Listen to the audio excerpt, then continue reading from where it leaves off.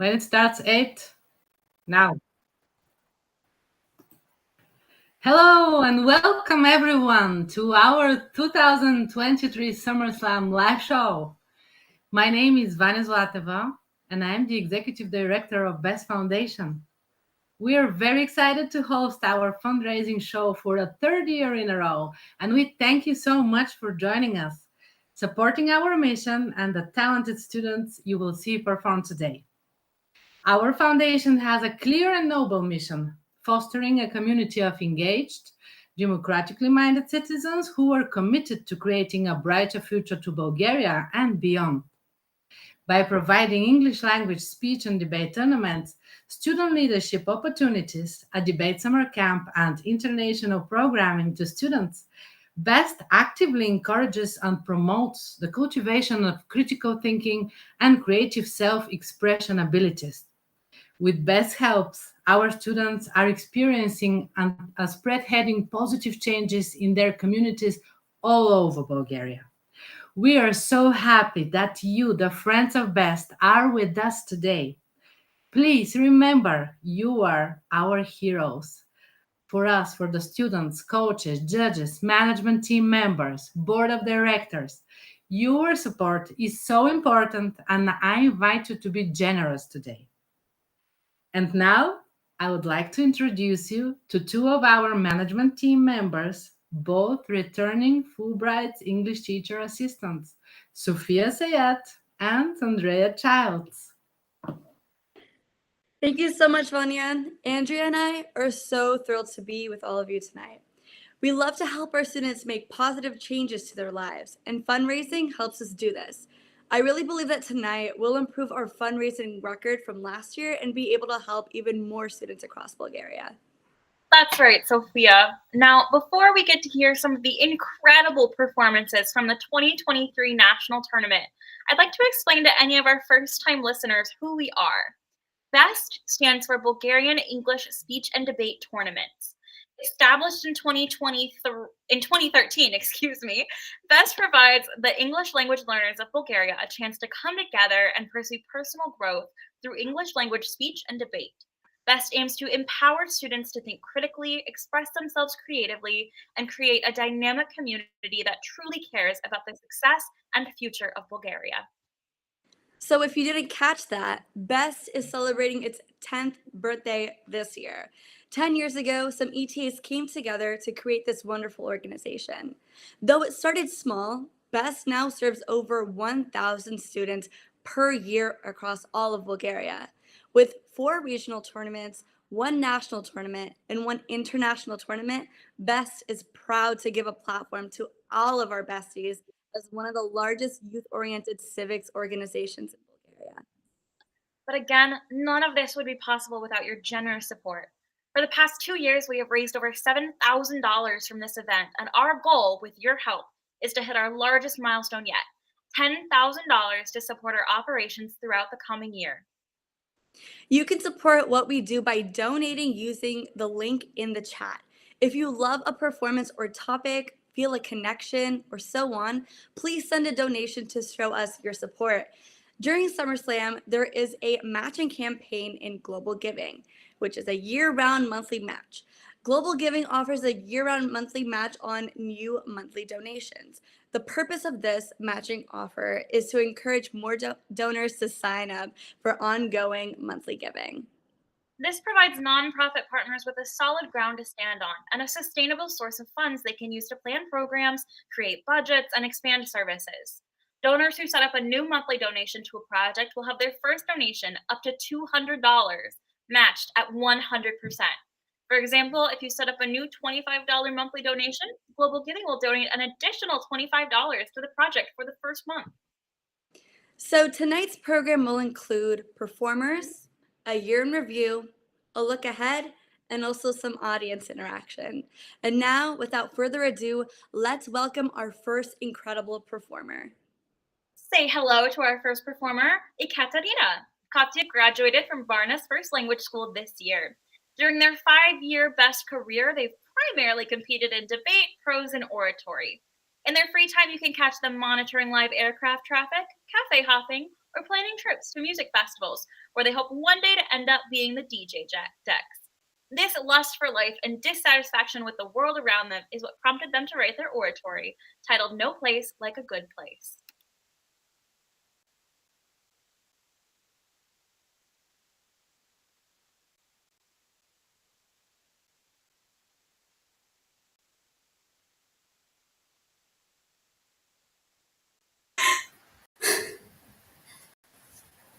Sorry for interrupting.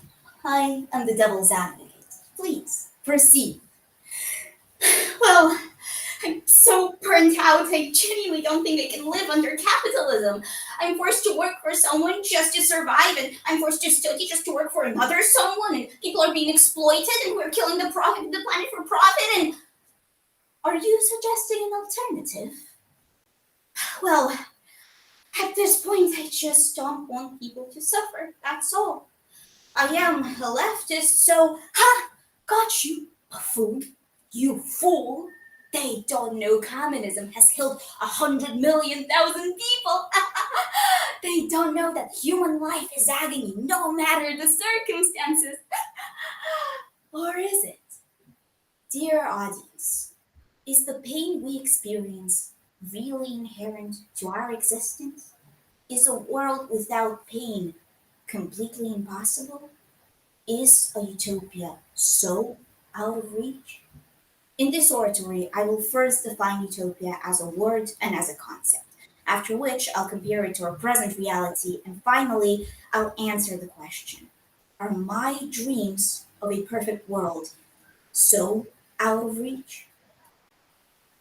Semantically, there are two different ways to define the word utopia, and different sources seem to use them interchangeably.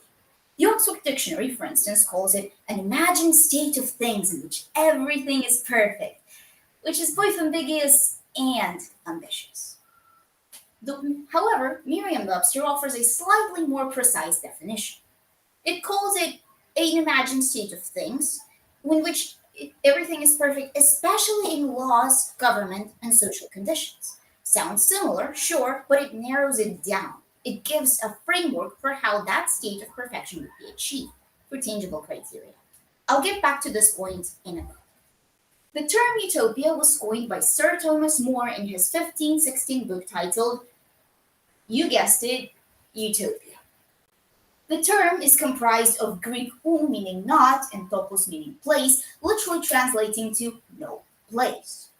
In English, in modern English specifically, that prefix is pronounced the same as you, meaning good, think euphoria, which creates a very tongue-in-cheek pair of homonyms. More, however, simply created the word. The concept of a utopia predates him by virtually the entirety of human existence. Slovak philosopher Milan Šimečka says that, and I quote, utopism was a common type of thinking at the dawn of human civilization, and its underlying motives are about as old as the entire historical epoch of humanity itself.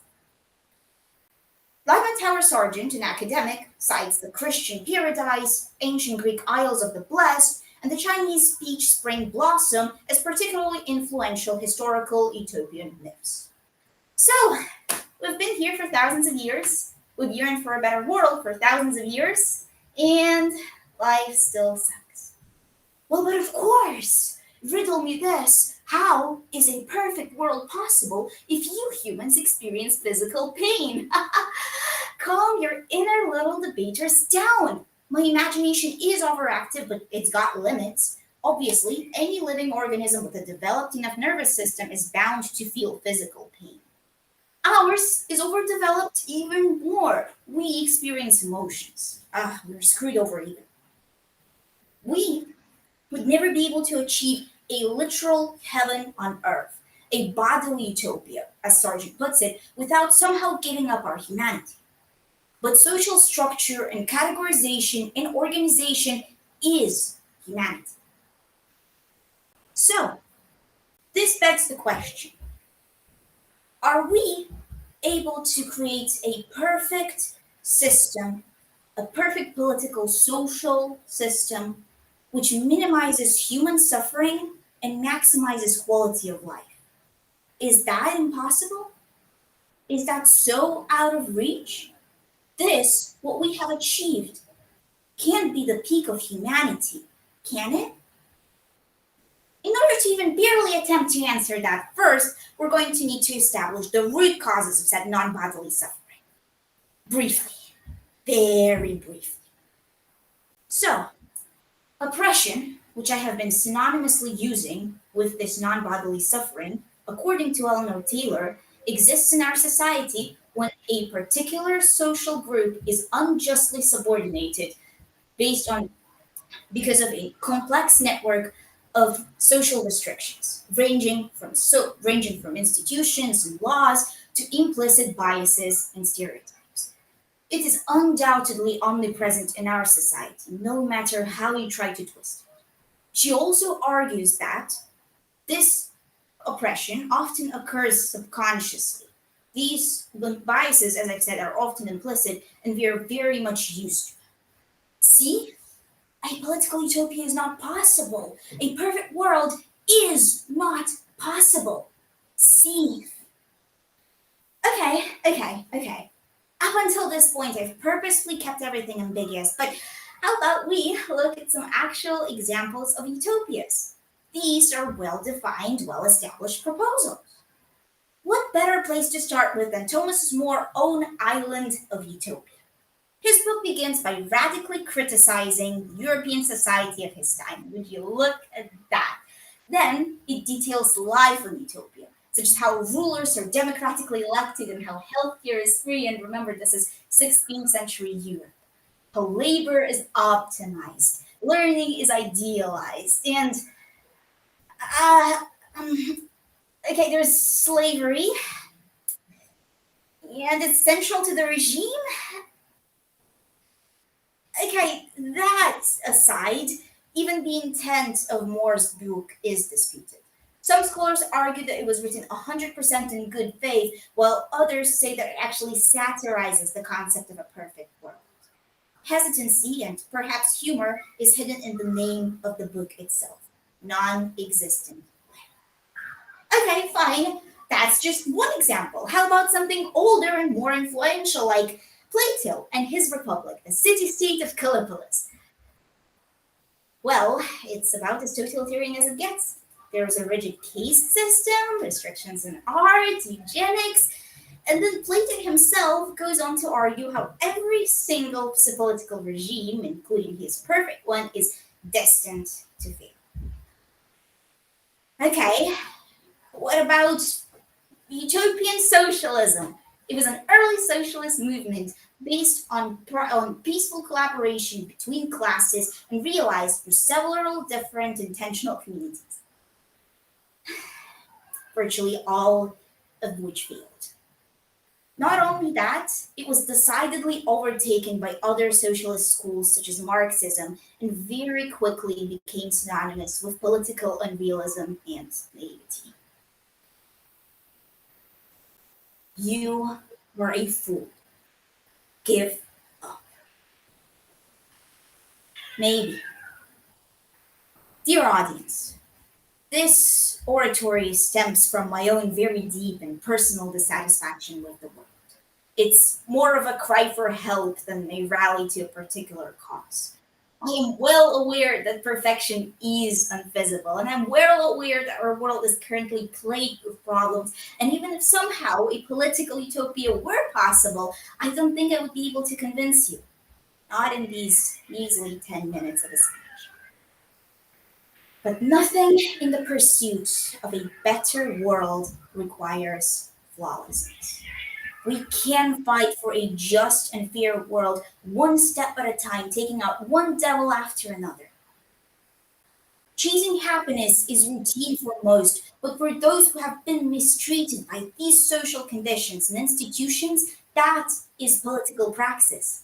Imagining a better world, even if it's grossly unrealistic, is key to political participation, according to academic Henry Giver.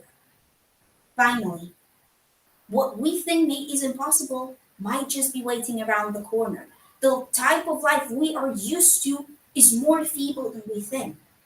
Lyman Tower Sargent cites the ancient festival, the ancient Roman festival of Saturnalia, as an ancient utopian practice in which all social norms were completely overturned for a couple of days. Slaves became masters, masters became slaves. Everything was changed. This proves that radical change is indeed possible. Dear audience, while we may never be able to achieve literal heaven on earth, this will not stop me from looking forward and finding my own personal utopia. Thank you.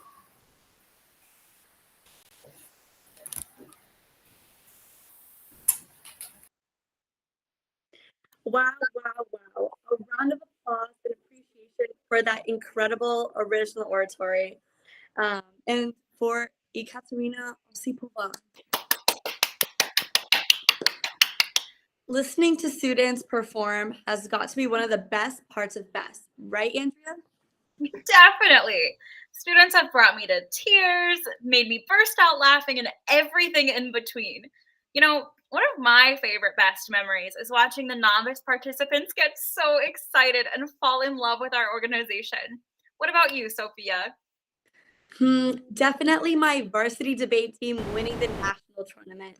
I was so proud of them, and sharing that moment on stage with them was really something so special to me. Now, I'd like to invite the audience to share your favorite best memory in the chat, whether that be on YouTube or on Facebook.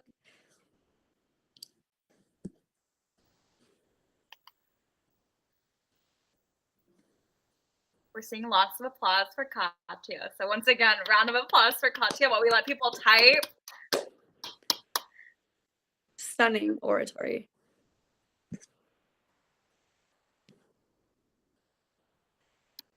All right, well, we let your guys' favorite best memories come into the chat. We're gonna keep on rolling. So I would like to say that the last year has been incredible for BEST. We're so thrilled that we were able to return to in-person tournaments for every single tournament this year. These tournaments were absolutely amazing. We had an average of 225 students that participated in every single tournament. The West region was a little bit higher in fall and in spring, but we had almost the same amount of students participating in the East. That was one of our goals, to have equal participation from both the East and West, and we did it. We also had a couple of new teams join. So thank you to the British School of Sofia and a mixed from 3 different schools team called In Pursuit of Dispute, or iPod. Another very important note, all of our tournaments are supported by the U.S. Embassy in Sofia. So thank you, you dear friends. We've come this far and we cannot thank you enough for your constant support. We also had nationals this year. It was in the University of World and National Economy in Sofia. There were 260 student competitors who were phenomenal, I might say. And we also had 80 judges come out to judge for us. It was an amazing turnout. We also had some amazing guest speakers, such as Angelo Rodel, the executive director of Fulbright Bulgaria, and a winner of the International Booker Prize for her translation of Georgy Gospodinov's Time Shelter. We had Blagoy Tselkov, a leading journalist from national television who did a news story about BEST at the most watched time. And the new ambassador of the USA in Bulgaria, Kenneth Merton. We also had the rector of the University of National and World Economy, Enya Georgieva, and a young journalist from Forbes Bulgaria. It looks like some of our besties put in their answers, so let's go ahead and share that. So Gabrielle Cassio said, my favorite best memory was in the 2022 Student Leader Wrap-Up in Nationals. Those are both great events, and I've heard wonderful things about them. That's so wonderful. Do you want to take the next one, Andrea? Yeah, Morgan Rowe, hi Morgan, we miss you, said that her favorite best memory was almost getting married at Nationals this year. And up next, we have Valina Vilkova, who says, thank you, Kati, for the incredible performance. Thank you for appreciating them. Their speech showcases how capable, intelligent, and thoughtful our participants are. And that's something that I've grown to be really fond of in terms of best. You get to see really incredible talent and intelligence from our Bulgarian youth. Another favorite memory was coming back to judge a tournament for the first time. We thank you so much, Stanimir, for coming to judge for us. You're welcome back anytime. We'll have 6 more tournaments this year, and we are so grateful for all of our judges. So going back to what we were saying, yes, Nationals was great. But let me tell you about the international tournament. It was a great success too.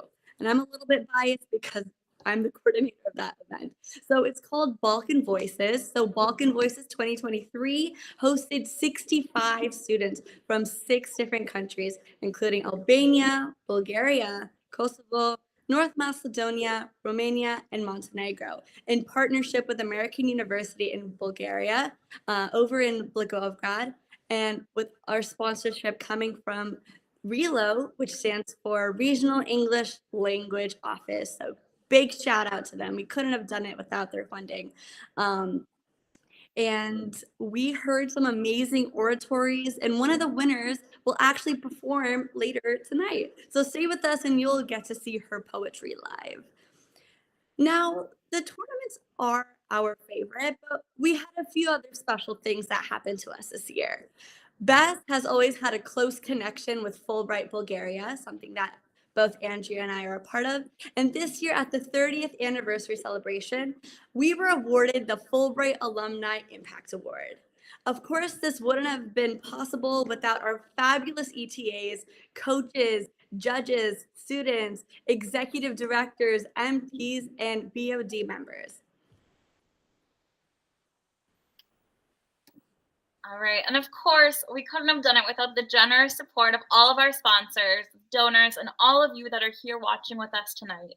Thank you all. We're really looking forward to making this year's tournaments the best ever.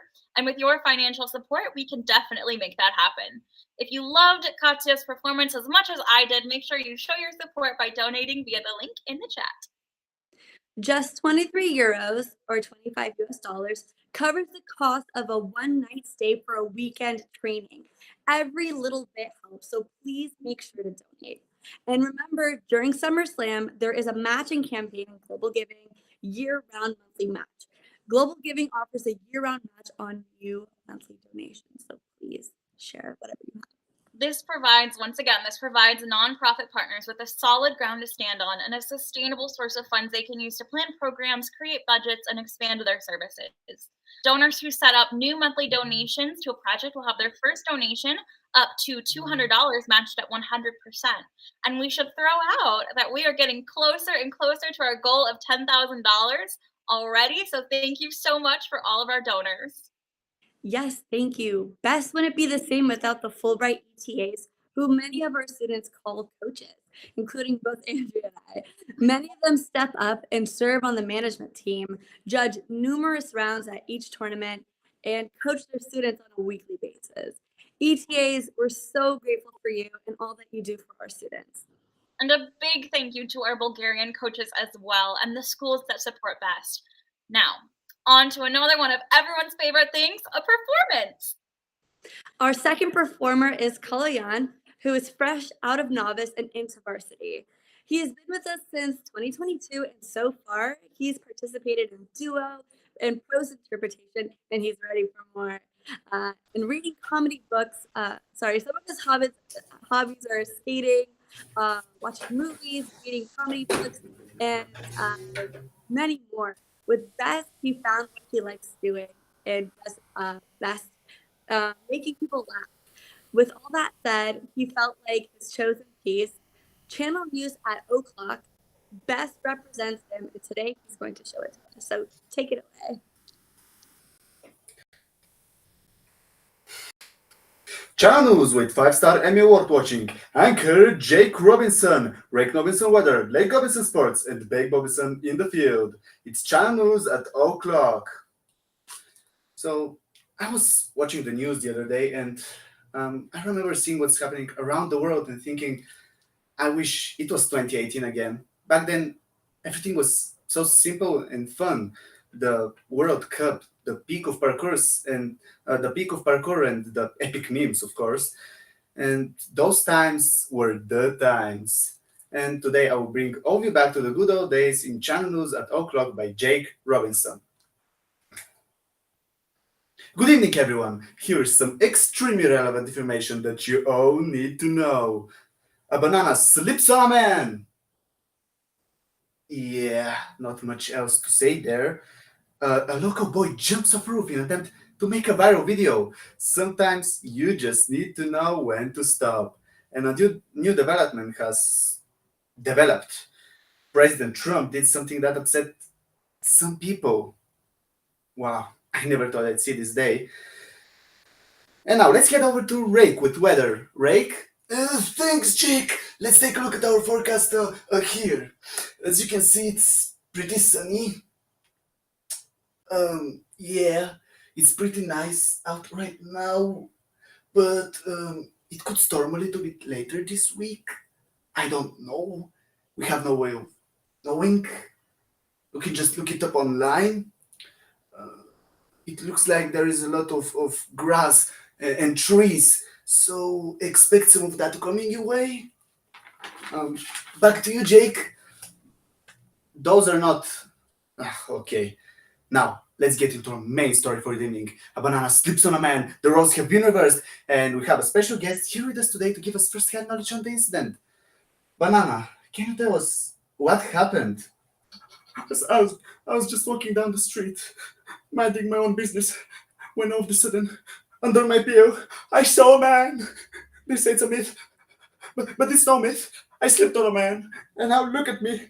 I'll be rotten within a day.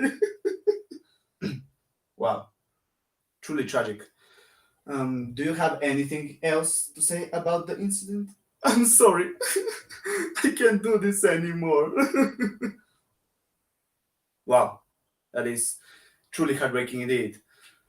Now let's head over to sports with Lake Robinson. Lake? Football season is nearly upon us, but I've been told by the studio that we should cover the recent events of the World Cup. The World Cup was held in Russia this year. Also, Croatia, wherever that is, it sounds made up, tried to win the final, but the French somehow pulled a victory. Other than that, Ronaldo scored a bunch of goals. Someone was Messi, and another individual was confused and thought they were supposed to be doing a gymnastics routine. Now, it's time for some real sports. Football! Yeah, wait, no. Football, woo, yeah, hell yeah, that's some great work. Like, thank you. And now let's head out to the field with Bake Robinson and see what kind of work he's been doing. Bake? So today I'm gonna be mowing the grass. It's pretty long, it needs maintenance. That's all, back to you, Jake. That's some great work, Bake, thank you. And now, for our final segment here today, we have a local boy who jumped off a roof in an attempt to make a viral video. So why don't you tell us a little bit about yourself? Hi, my name is Paco Jake. I'm literally the exact same person as you in every way, except I'm really into parkour. Interesting. So why do you pursue this kind of career? It's just the rush of pulling some of those crazy moves, the feeling you get when the adrenaline is coursing through your veins after some of those wild stunts. It's just incomparable. Incomparable? I think you mean uncomparable. Non-comparable. Non-comparable? That still doesn't sound right. The feeling cannot be compared. There. Wow. Truly inspiring. I can actually show you, if you don't mind, some of my parkour right now. Right now? In the studio? Yeah, sure, go for it. Okay, here it comes. Okay. That's all we have here for you today. For everyone here at Channel News, we'd like to thank you for tuning in and have a good night. See ya next time. Do. Is that guy okay? No? He's fine. I should probably have a cool sign-off thing. I guess the writer just got a little bit lazy. I'll just shuffle some of my papers and pretend I'm talking to my colleagues. Thank you.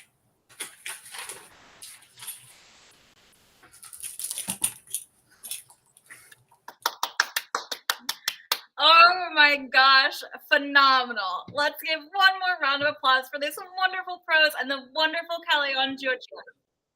Yay!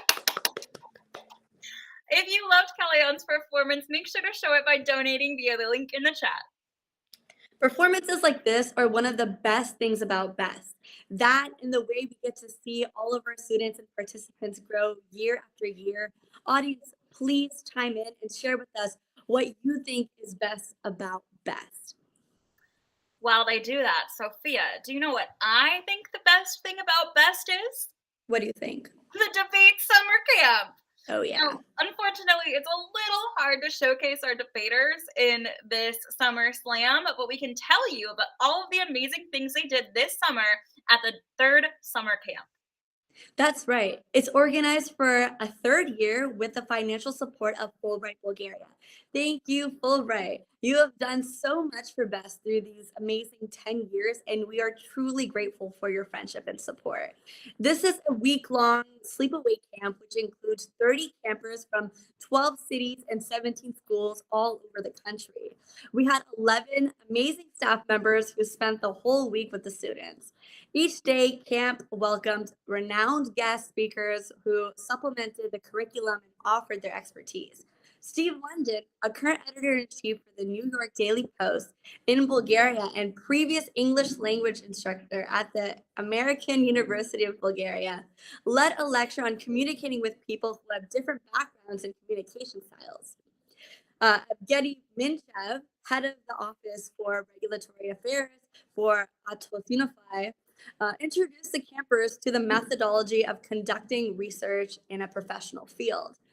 Eric Halsey, a professional historian and creator of a popular podcast, maybe if you've listened to it, the Bulgarian History Podcast, returned to lead a lecture on the argument building and communication styles. Even more, Biljana Frey, the co-founder and CEO at Orbit, which is a tech startup that uses artificial intelligence to facilitate professional networking conversations within groups of people, and current BEST board member, used her experience to introduce campers to the use of debate in the business world. Last but not least, Jesse Skinto, Deputy Director of Columbia University's Strategic Program, returned for a third year to introduce the students to a very important part of how we communicate with the lecture on nonverbal communication. All students competed in this camp-wide tournament, debating against one another in relevant topics such as using AI tools for schoolwork and the benefits of a two-party system over a multi-party system. We were happy to be joined by Rada Kaneva, the program officer at the Fulbright Commission and a previous debater who helped judge during the tournament on Friday, as well as Angela Rodel, the executive director of the Fulbright Commission and a BEST advisory board member who joined us to judge the tournament's final round on Friday. After the tournament was conducted, students were able to let off some steam and hike across Bankia. The students who developed close bonds, everlasting friendships, and the confidence not only to debate, but also to inspire one another through the week, took it upon themselves to share memories of their adventures and showed support and respect to their fellow campers well after the official events were conducted. Let's keep that summer camp going. The best way to do it? Donate. Take advantage of Global Giving's matching program, which will match a new monthly donation up to $200 one time. We are eager to continue this debate summer camp, and your financial support is absolutely crucial to this. That's right. $100 covers all of our technical expenses for one tournament. This means we can provide excellent feedback to our participants through our online platform. Show your support for our wonderful performers tonight by donating now. These donations also help support our amazing student leader program. I know my new student leaders, shout out to Araya and Ellie, are thrilled to participate in BEST Student Leader Program. Their program trains students participating in BEST to be team leaders, mentors to younger students, and active servants in their home communities. Student leaders are nominated by their BEST coach for their outstanding leadership, encouragement, and commitment to their team. During the year, SLs attend training and conferences, serve as team captains, and compete with the help of the school and team, a community project that identifies a cause in their local community and works to make a positive change. This year, the project of the year went to the SL from Huskaville with their project Best Paws. Um, their project focused on improving the living conditions of stray animals via educational seminars, voluntary groups, establishing feeding stations, helping the local shelter, and fundraising. We are so incredibly proud of them and wish them a hearty congratulations. LSL training takes place during the first weekend in October. With your generous support, we can start our newest team of SLs off to a strong foot. Our SLs do wonderful things even after their time in the program. Let's enjoy another performance by one of our former SLs and one of the winners at Belgian Voices International Tournament. This is Christina, a best addict since 2019. During her 4 years as a competitor, she has participated in all 5 categories, but debate and poetry hold an extra special place in her heart due to her love of professional arguing and oversharing with strangers. In her free time, Chrissy loves writing poetry because she finds comfort in putting her feelings into pretty words that she can share with the world. Competing in poetry interpretation makes her feel seen and heard, which inspired her to put together the compilation of poems titled The Thing About Alcoholic Parents to share her story. Hi. Before I proceed, I would like to give a little trigger warning. If anybody is sensitive to the topic of substance abuse and more specifically alcoholism, please proceed with caution. The thing about having an alcoholic parent is an alcoholic parent does not exist. Simply an alcoholic who could not stay sober long enough to raise their kids. One thing that you should definitely know about me is that I really love my parents. In fact, I think that they're the best parents in the whole world, and I know a lot of people say that, but it's actually true. Like in the evening, when my mom comes home from work, I can tell her my biggest secrets, and she wouldn't tell a single soul even if I literally murdered someone. That is because she doesn't remember anything that happened after the third glass of wine.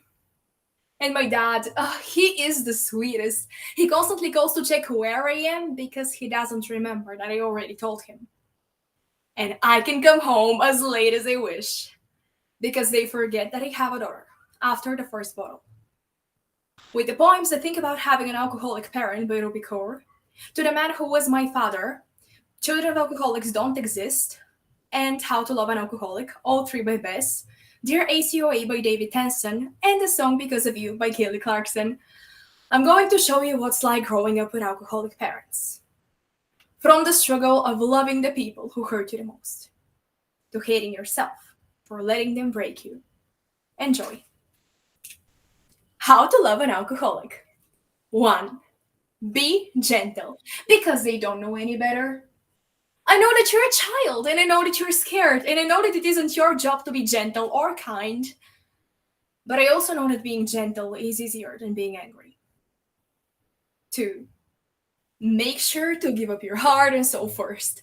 Take your feelings and put them into a box and shove that box so far away, because God knows they'll only hurt them anyways.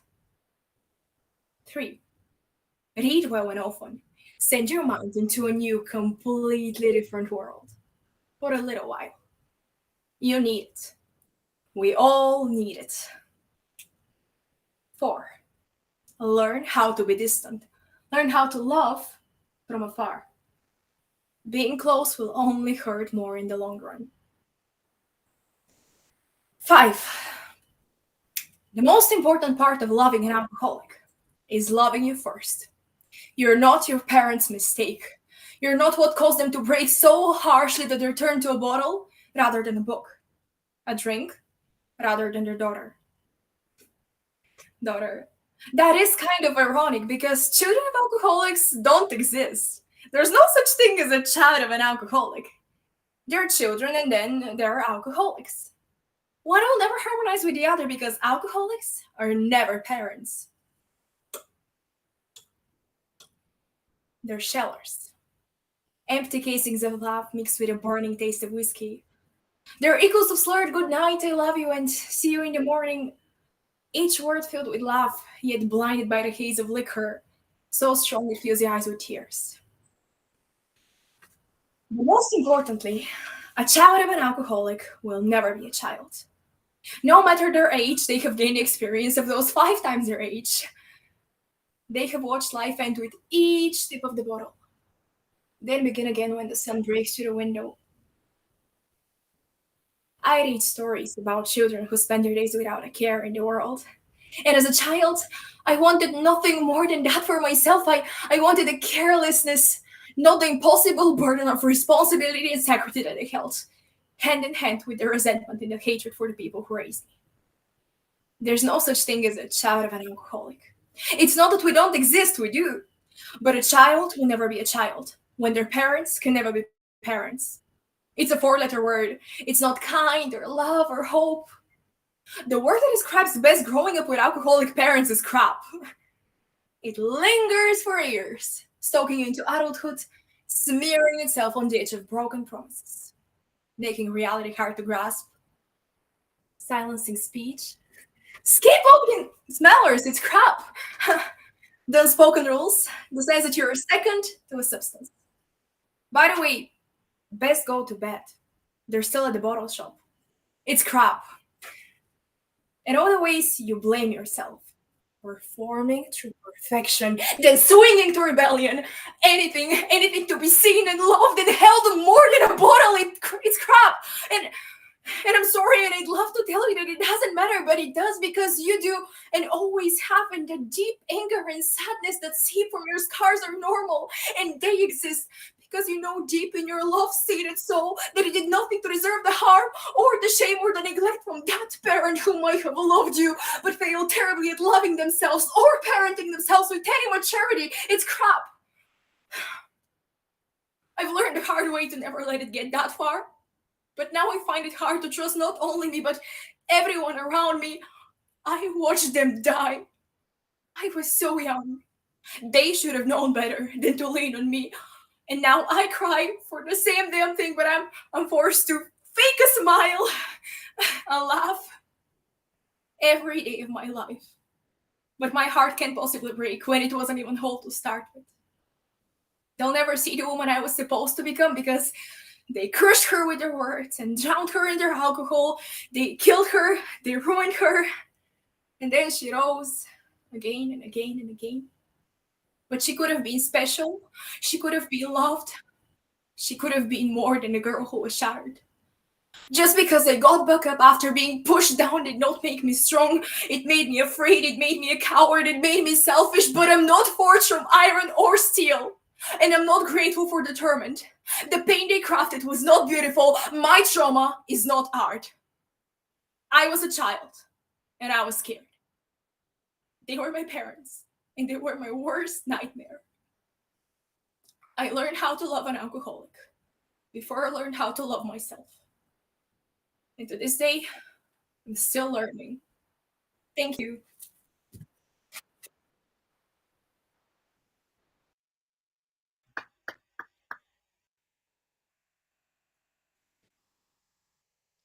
Wow. Just give me one moment. I've made quite the mess.